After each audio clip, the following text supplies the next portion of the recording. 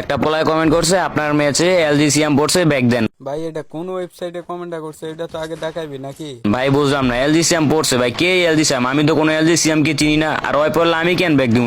ভাই তুই চিনবি না কা আমারে কো তুই চিনবি না কার? একটু আগেই তো দুজন এক গ্রুপে ছিলি।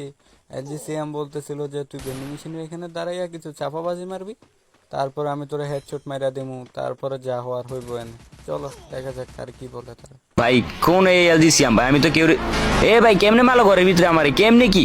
ও ভাই এলজি সিয়াম ভাই। আচ্ছা ভাই তুই আর কিছু বলা লাগতো না, তোরটা আমি বলি। ও ভাই আমার আব্বা এলজি সিয়াম, ভাই আমার আব্বা পড়ছে আমার মেসে, খান কির বলা মাদার চোদর বাচ্চা। ভাই রে ভাই, এই পোলা আসলে হ্যাকার ভাই, ওরে এখনই রিপোর্ট।